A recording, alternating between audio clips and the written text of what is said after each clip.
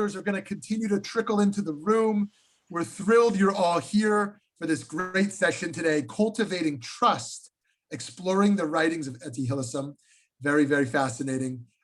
We're here with a great scholar and colleague and friend, Dorothy Richman, who serves as rabbi for Makor Or Jewish meditation and is a founding faculty member of the Romemu Yeshiva.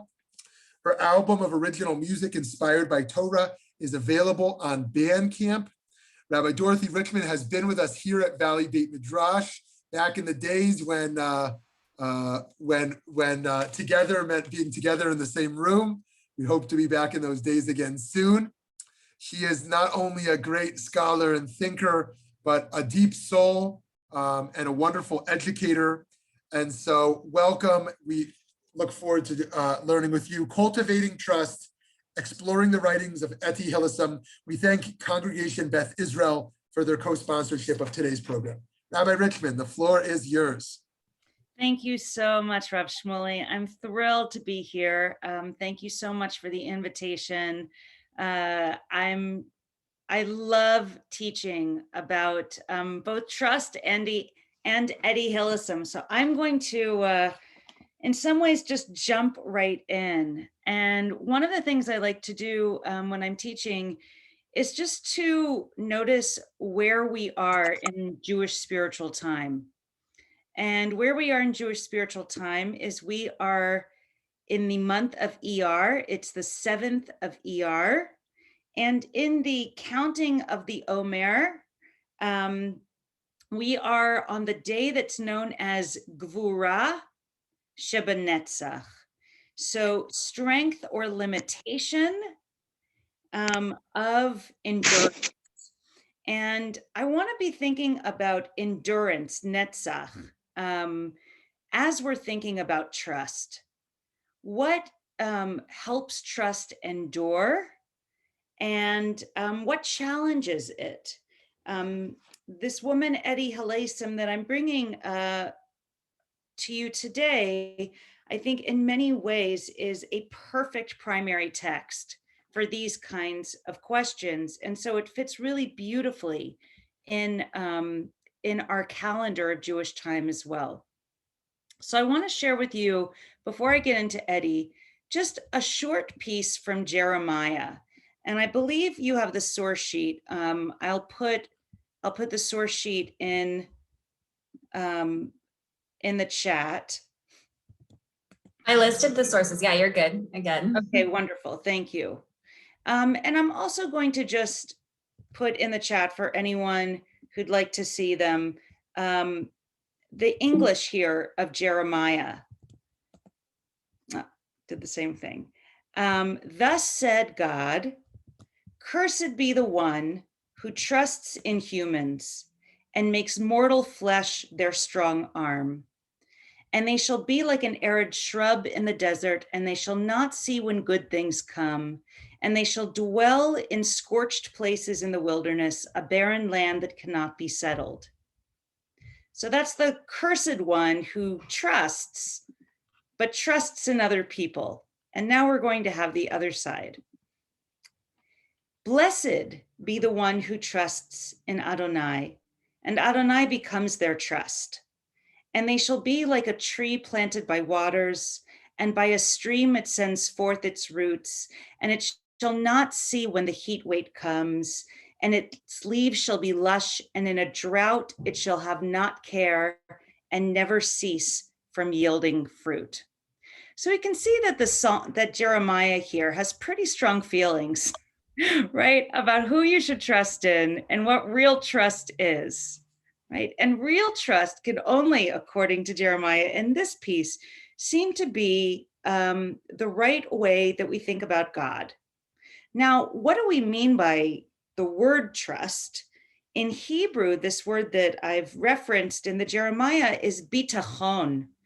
And this word bitachon in modern Hebrew variously is the translation for insurance, for defense, and for security. So for all of these things that seemingly we are trusting to save us when things go wrong, or to protect us from things going wrong. All of these ways of having bitachon, or trust, are sort of like plan Bs for when things do go wrong. And they are not what we see in Jeremiah: trust in God, trust in the divine.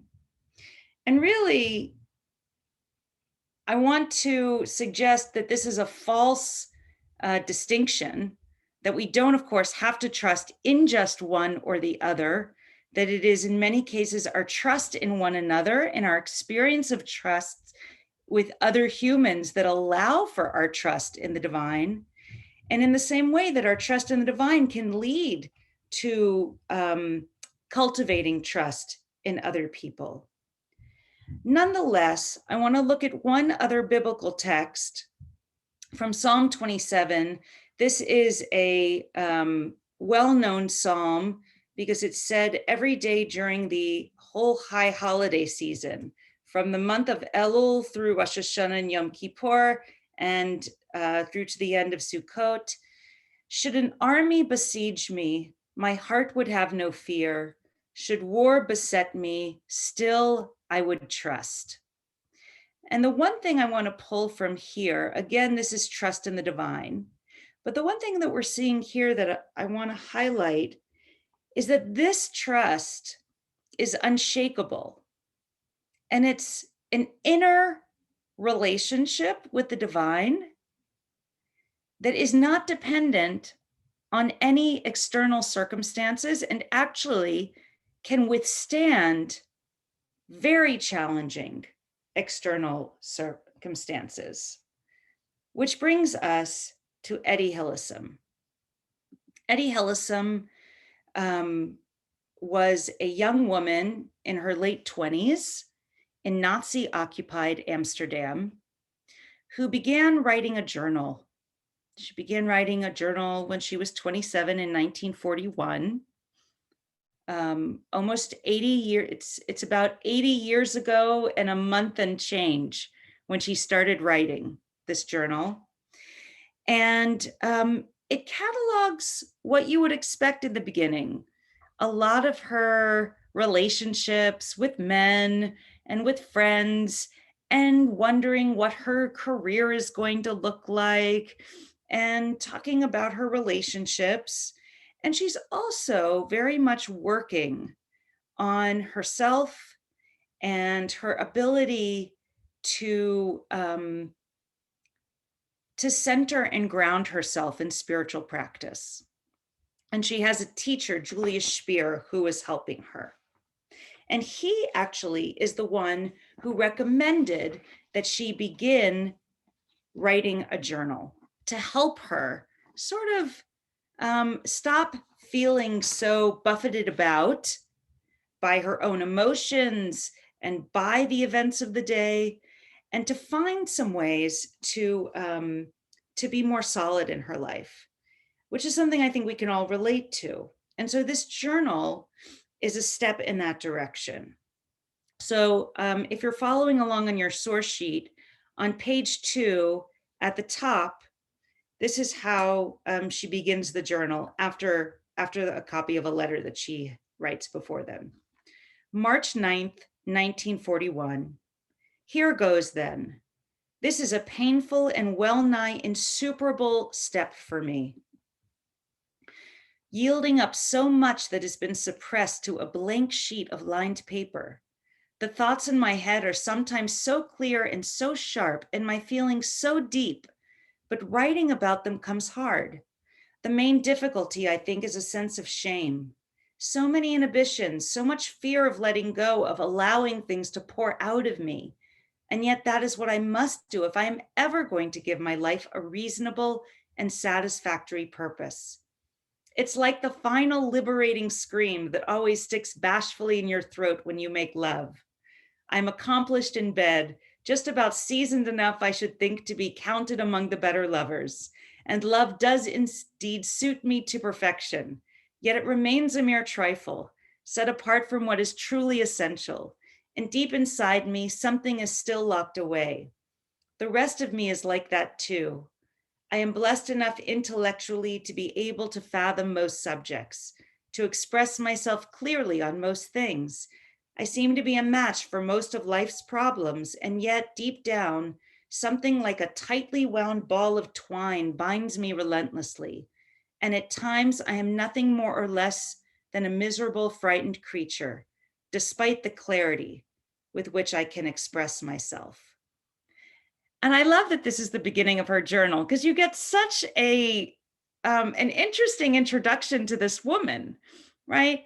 The way that she talks about sex is perhaps surprising, right? I sometimes characterize her as, a Sex in the City cosmopolitan in her late 20s, living in Amsterdam, right? And in some ways, reading about a woman in 1941 describing herself this way is surprising. And yet, it's a reminder to us that this was very much the experience of a whole community of people. And for Etty particularly, what she will say explicitly later in her journal is that for her, sexual intimacy is very simple, but what is very difficult for her is prayer. She feels that prayer is an intimacy to pray in front of someone else or to watch someone pray. She almost can't imagine it. And we'll see how she moves throughout her deepening experience of this time period into a really intimate relationship with God, with the divine. Moving to our next entry, it's just a little while later, within a week. It is the problem of our age. Hatred of Germans poisons everyone's mind. Let the bastards drown, the lot of them. Such sentiments have become part and parcel of our daily speech, and sometimes make one feel that life these days has grown impossible. That doesn't mean you have to be half-hearted. On the contrary, you must make a stand. Wax indignant at times. Try to get to the bottom of things. But indiscriminate hatred is the worst thing there is. It is a sickness of the soul.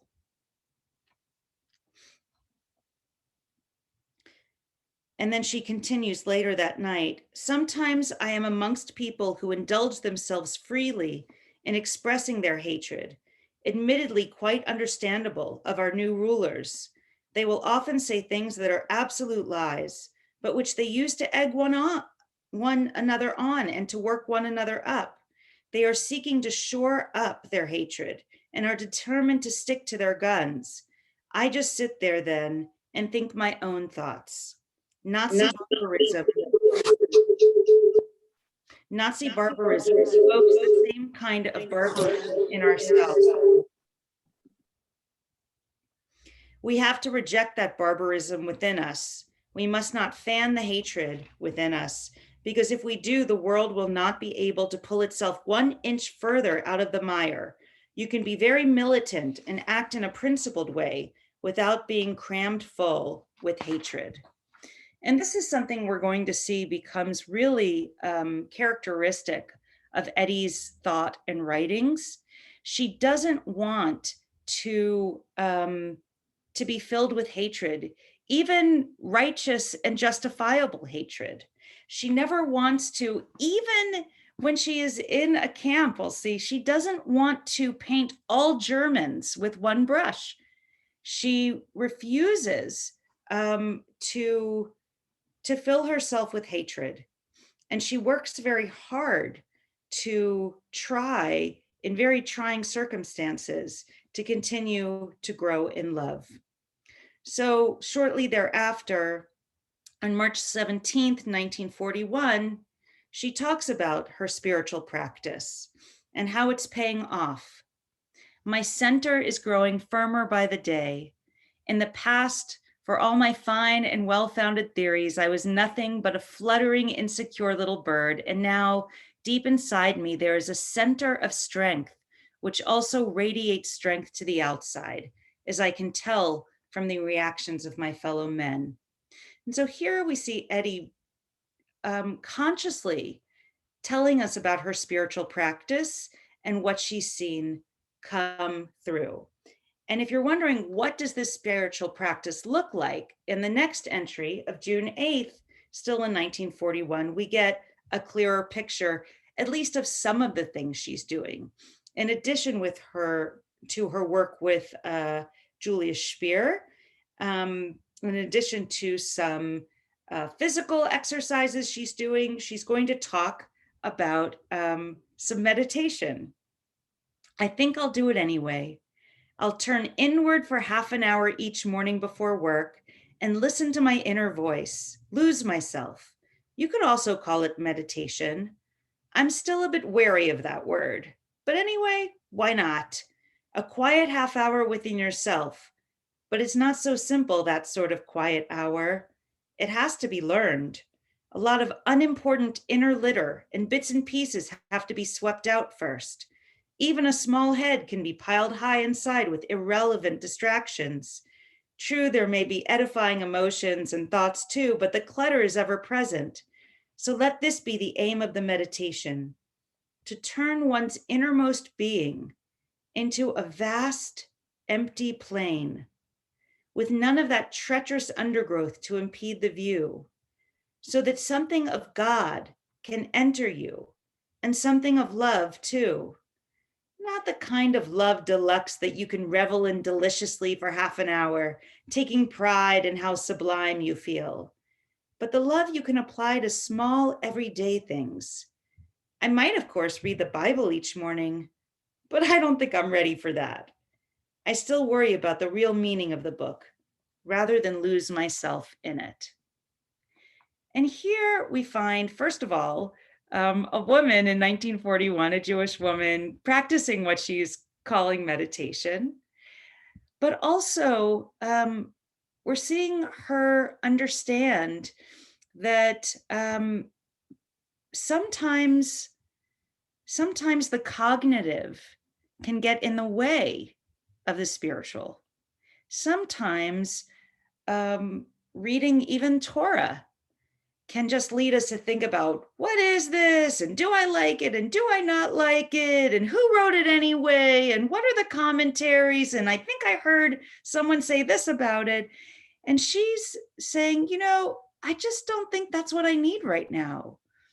And the imagery that she brings up is creating this empty space within her, right? This field where she can invite the divine and love to drop in.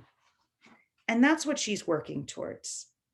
And what I'd like to highlight here is that Etty, though a very educated woman, she has at this point already gotten a degree in law, and she's now studying languages, and she's a tutor for literature, and she reads Russian and many, many languages, as we'll see. And yet, Jewishly, she does not seem to be highly literate in Jewish text and practice. She doesn't speak about Shabbat. She doesn't speak much about Jewish holidays or Jewish practices.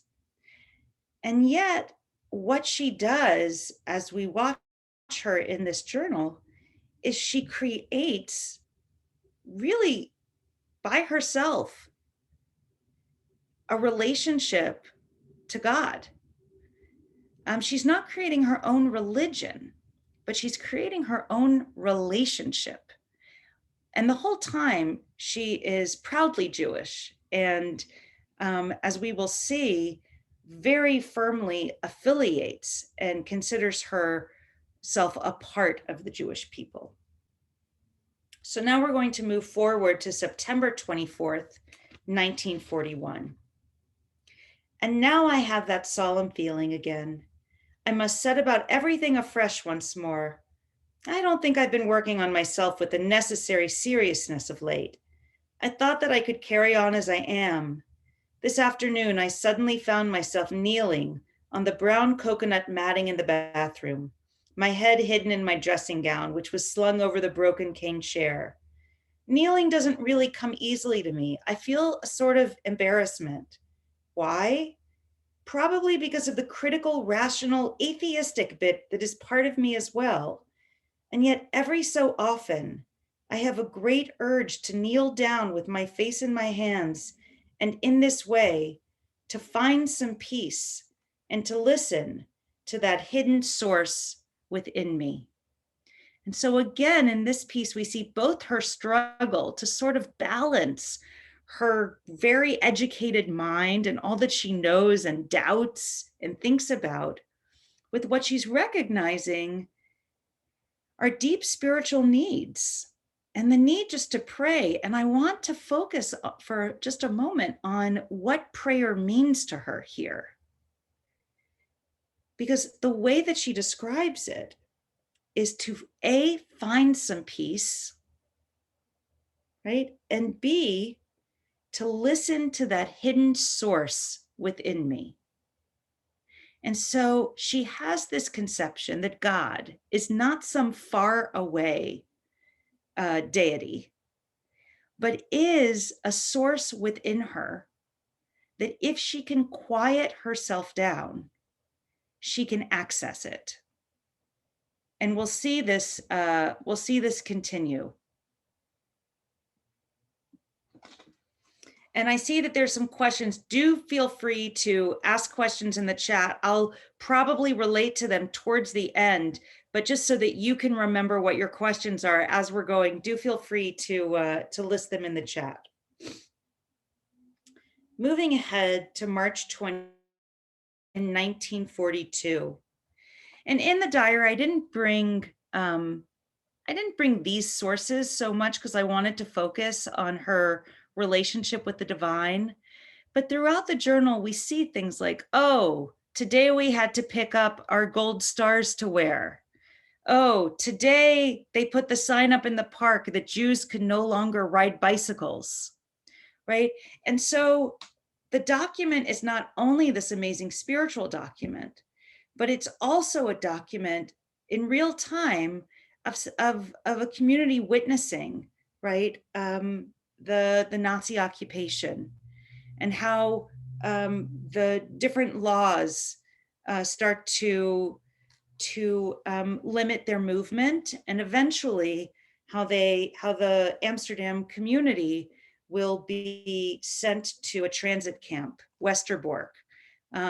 And Etty, as we'll see in a little bit, Etty chooses to go to Westerbork. She begins working there as part of the Jewish Council. And we'll see how that impacts all of this work, conscious work that she is doing, conscious spiritual work, and the relationship that she feels with God, even in the camp. So we're up to March 28th, 1942. Life may be brimming over with experiences, but somewhere deep inside, all of us carry a vast and fruitful loneliness wherever we go. And sometimes the most important thing in the world is the rest we take between two deep breaths, or the turning inward in prayer for 5 short minutes.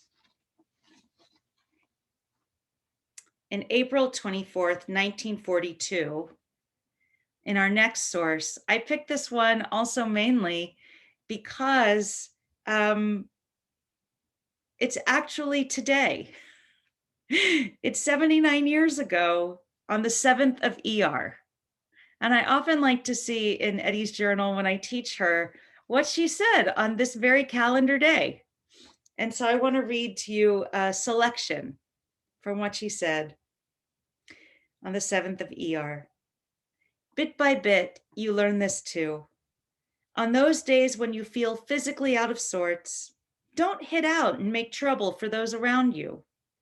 People are really much too ready to do that, feeling wretched and continually taking it out on those around them. We must find out how to come to terms with our own bad moods without making others suffer for them. Right now, I feel like some animal that wants only to creep into a quiet corner and lie there hugging itself. That's quite a good feeling.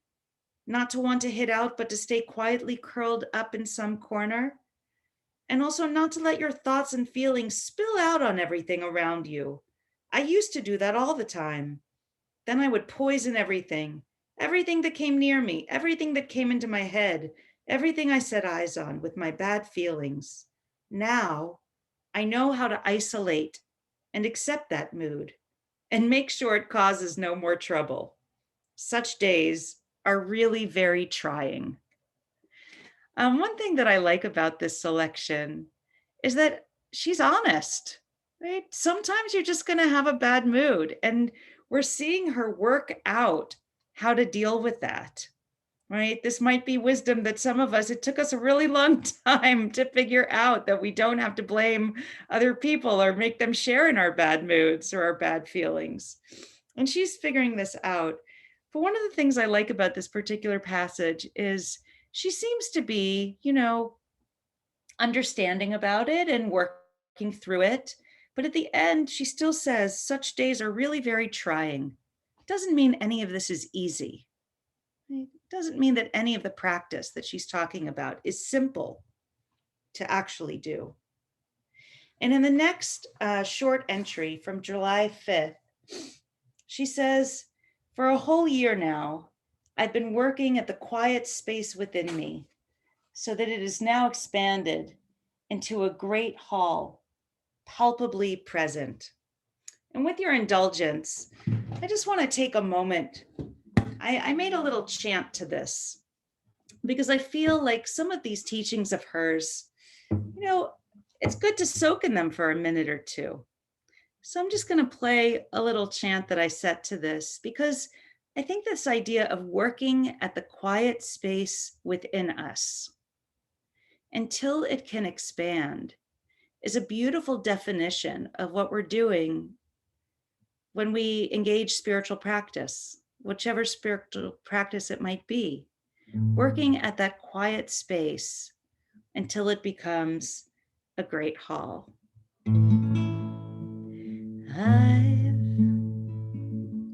I've been working at the quiet space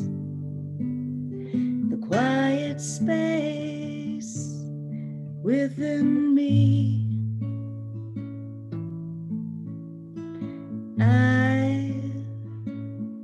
I've been working at the quiet space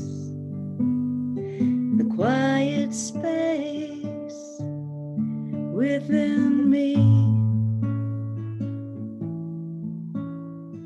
So it has now grown.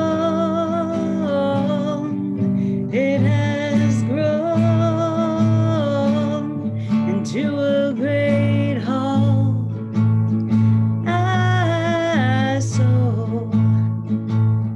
So it has now grown. It has grown into a great hall.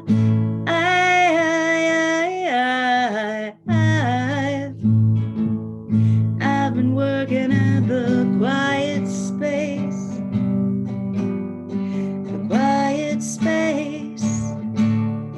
within me.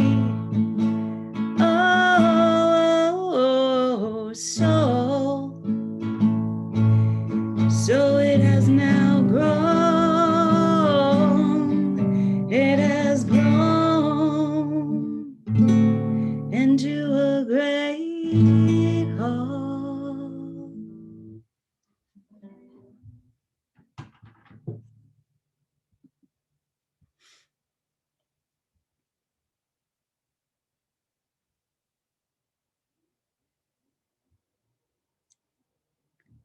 The next piece from our Etty journals is really, if you've ever heard of Etty, you've probably read this one.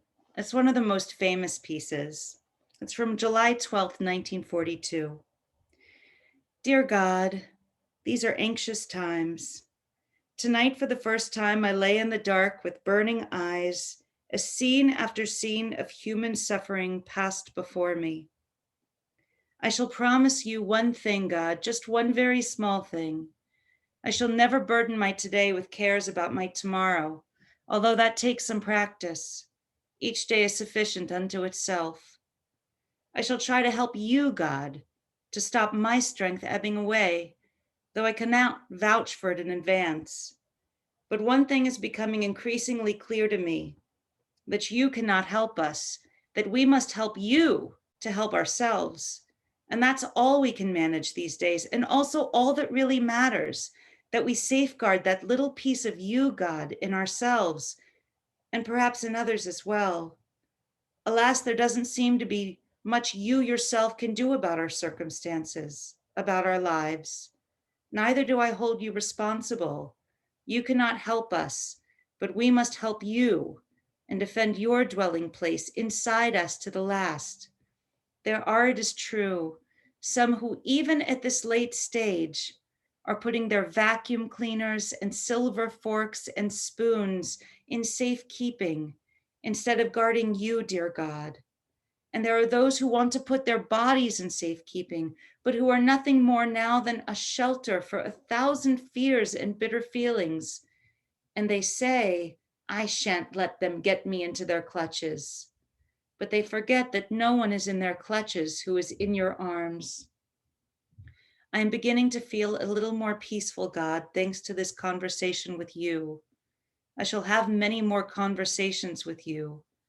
You are sure to go through lean times with me now and then, when my faith weakens a little, but believe me, I shall always labor for you and remain faithful to you, and I shall never drive you from my presence. So we get a really interesting theology here. Really, we're seeing that now she's really developed a theology that we don't hear much about. And I want to just say for a moment that a lot of our Holocaust theology talks about the absence of God or the death of God even. But here we have someone who's finding God very strongly within her experience. And hopefully I'm going to talk a little bit more about the implications for theology, for our understanding of the divine human connection in the world and theodicy and with evil through the testimony we see here in her writings. In September 17th, 1942, it is all good to the good, my body is called a halt, O God, for I must rest a while if I am to do what I have to do. Or perhaps that is just another conventional idea. Even if one's body aches, the spirit can continue to do its work, can it not? It can love and hein ein horchen, hearken unto itself and unto others and unto what binds us to life. Hein ein horchen. I so wish I could find a Dutch equivalent for that German word. Truly, my life is one long hearkening unto myself and unto others, unto God. And if I say that I hearken, it is really God who hearkens inside me, the most essential and the deepest in me, hearkening unto the most essential and deepest in the other, God to God.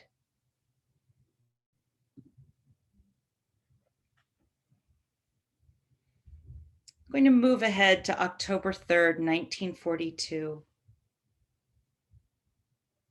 God, and here she's directly addressing God.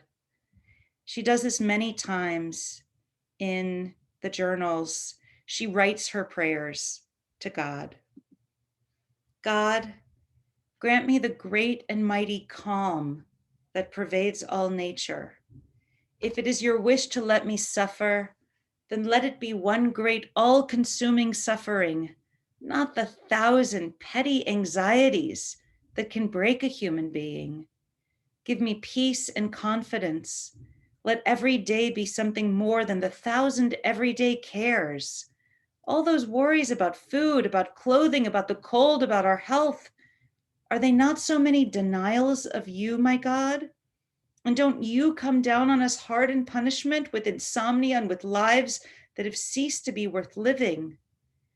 I shall no longer write in this exercise book. I shall simply lie down and try to be a prayer. There is no hidden poet in me, just a little piece of God that might grow into poetry.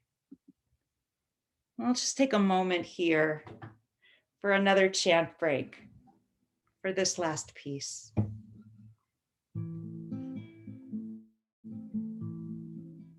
There is no hidden poet in me, just a little piece of God that might grow into poetry.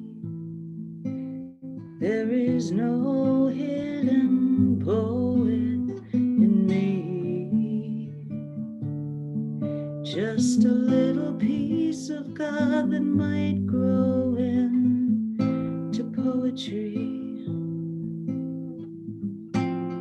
Grow, grow, grow,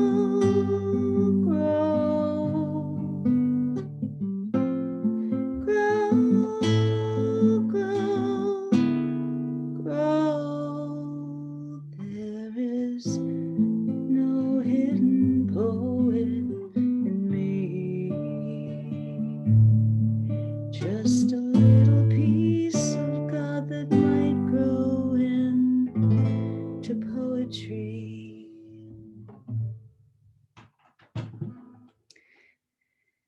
It's something I can't help think about when I teach Etty and when I read Etty, how I wish I could have seen what she would have grown into her 30s and into her 40s and into her 50s until 120.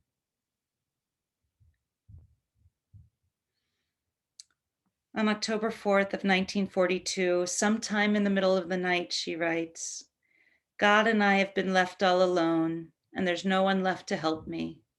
I have responsibilities and have not yet completely buckled down to them. I still play about and am very undisciplined. It doesn't make me feel impoverished at all, rather quite rich and peaceful. God and I have been left behind all alone. Good night. In a letter she wrote from Westerbork transit camp on June 8th, 1943, the sky is full of birds. The purple lupins stand up so regally and peacefully. Two little old women have sat down on the box for a chat. The sun is shining on my face, and right before our eyes, mass murder. The whole thing is simply beyond comprehension. I'm fine. In a letter to a friend on July 10th, 1943, my prayers too aren't going quite right. I know you can pray to God to give people the strength to bear whatever comes, but I keep repeating the same prayer. Lord, make it as short as possible.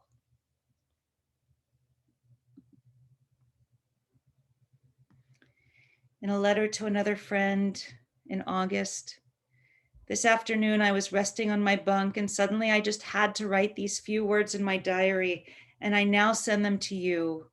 You have made me so rich, O God. Please let me share out your beauty with open hands. My life has become an uninterrupted dialogue with you, O God, one great dialogue. Sometimes when I stand in one corner of the camp, my feet planted on your earth, my eyes raised toward your heaven, tears sometimes run down my face, tears of deep emotion and gratitude. At night too, when I lie in my bed and rest in you, O God, tears of gratitude run down my face, and that is my prayer. I've been terribly tired for several days, but that too will pass. Things come and go in a deeper rhythm, and people must be taught to listen. It is the most important thing we have to learn in this life. I am not challenging you, O God. My life is one great dialogue with you. I may never become the great artist I would really like to be, but I am already secure in you, God. The second to last text from Etty that I'm sharing, well, really the last one from her, was found. A postcard that she threw over the side of the train that took her from Westerbork to Auschwitz. Christine, opening the Bible at random, I find this from Psalms. The Lord is my high tower. I'm sitting on my rucksack in the middle of a full freight car. Father, mother, and Misha, her brother, are a few cars away. In the end, the departure came without warning. On sudden special orders from The Hague, we left the camp singing. And her friend wrote to other friends describing that special order and what it put into motion. It is not going to be easy for me to tell you this. It all happened so suddenly, so unexpectedly. Odd, isn't it? It seemed unexpected even now. It seemed sudden even now, although we had all been ready and waiting for such a long time.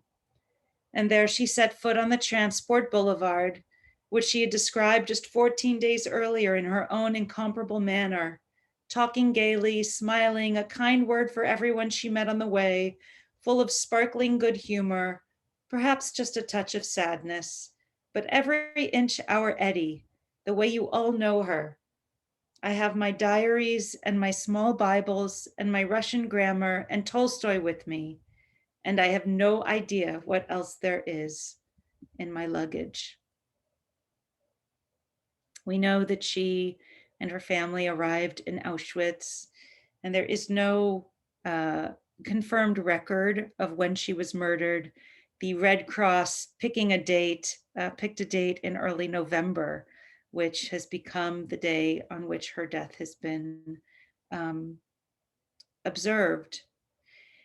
And you may wonder, by whom? Who is it observed by? And I will just say that there, of late, have become a bunch of us in the Jewish world who are teaching Etty Hillesum, but she remains largely unknown and largely undiscussed in the Jewish world. The younger counterpart, right? Anne Frank's journals and diaries are much better known. And there are several reasons for this. Perhaps we can talk about this, why she hasn't been taken up more in the Jewish community, but she has been actually quite significantly celebrated, been celebrated in the Catholic community. And they very much, the Catholic Church has sponsored different sessions on Etty, and many of us, including my personal first meeting with her diaries, was due to a Catholic friend of mine passing her book on to me. And so that may be one direction our conversation might take. We might go further into the theology that she expresses, and why we don't really hear more about her experience.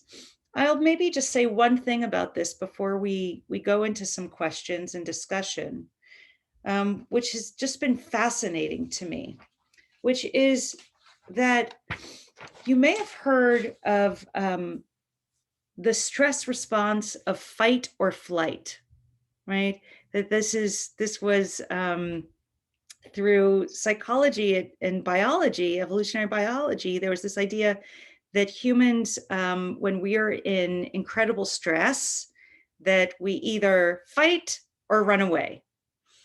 And in the 2000s, two women who were researchers looked into the stress research and realized that almost 90% of the research that led to fight or flight responses was done on men. And they did some research, and they came up with an entirely new paradigm for how some women experience great stress and deal with it.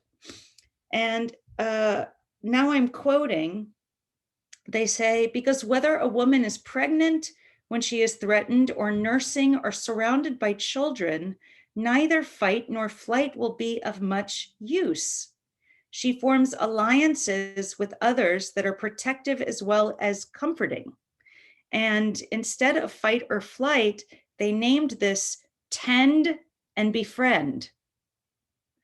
Another whole way of thinking about this, and for those of you who've looked into how people experience the camps, it is also true that in the women's camps, there was a whole phenomenon known as Lagerschwestern, camp sisters, coined by women in the concentration camps, referring to the close family-like ties the women formed for mutual assistance and strength, where they would adopt sisters. And there are many, many accounts of this.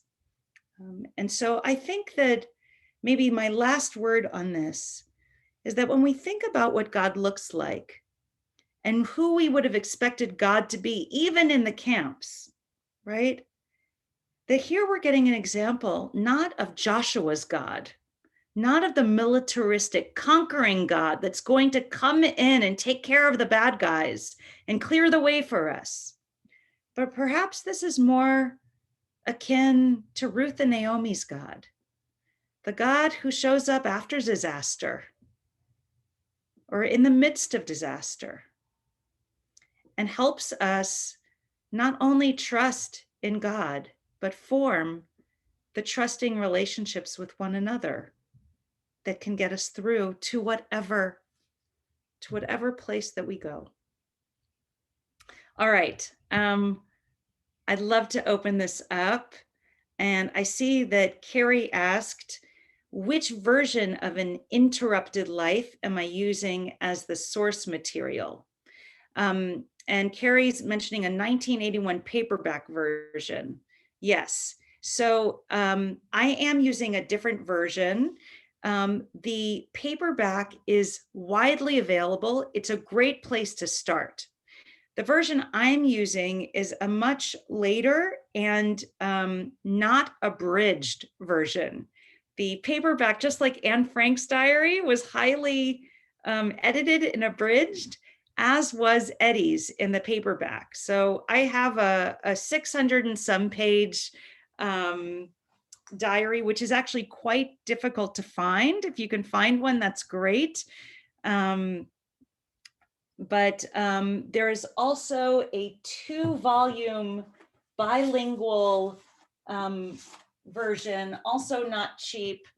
The complete works, Etty Hillesum, 1941 to 1943, 2 volumes, bilingual, annotated, and unabridged, that you can get, you can order from Europe if you are so inclined. But the paperback's a great place to start. So if people have questions or things they'd like to discuss, feel free just to raise your hand on the raise hand function at the bottom, or type any questions, thoughts into the chat. Yes, Beth. Nice to see you. See you too, Rabbi. I'm wondering about Etty Hillesum's connection with the Catholic Church in why they have raised her up. How did they discover her? It's a great question. So I don't have a fully complete answer, but I can give you a couple of the pieces. One is a lot of Etty's language is very consonant with Christianity. She is, during this period, also reading a lot of New Testament. scripture and talking about it occasionally. At one point, she, in the journals, describes a conversation she has with someone in Westerbork in the camp, who is very angry, and she is talking about, not hating and finding a way to love, and he says to her, "But Etty, that's just Christianity." And she says, "So what if it is?" Right? And so some people take it as that she is actually, if not articulating that she is Christian, that her own views are very consonant with Christianity.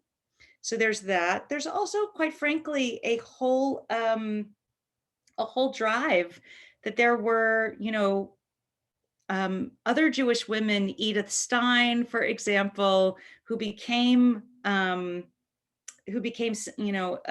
saints, right, after being murdered in the Shoah. So I think that the Catholic Church has been supporting research into her, and for people to read her because they feel it's consonant with their own theology. That's my guess. And I will just add on to say that I think that's one reason why she hasn't gathered a lot of official steam in the Jewish community, because she doesn't refer specifically to Jewish authority very often. There's a wonderful Dutch writer and journalist right now who's been working for many, many years on researching Etty. And next year we'll be putting out a biography, an incredibly detailed, researched biography of her. And I've heard from her enough to know that there are going to be several shocking things that we're going to, learn in the context of Etty, hopefully once it gets translated to English. But one thing that she said is it's very clear that Etty and her family, though they were cosmopolitan Dutch, were still very much rooted in the Jewish community. And they still belonged in the Jewish community, had many relationships in the Jewish community, and personally considered themselves part of the Jewish community. Absolutely.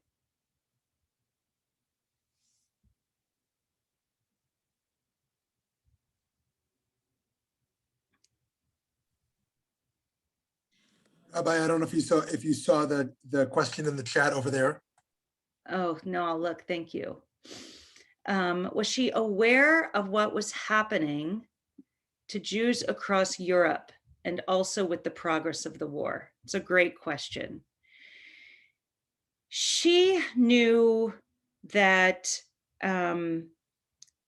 she definitely knew that that there were work camps, and there were definite suspicions that they were more than work camps and death camps, but it hadn't been confirmed for them yet, right? And so people were getting onto the trains to Poland, not really sure what they were headed to.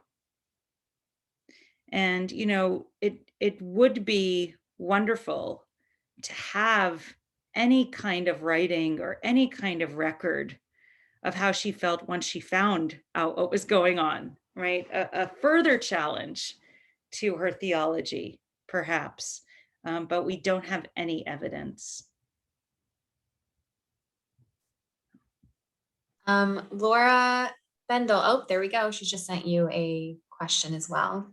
Wonderful.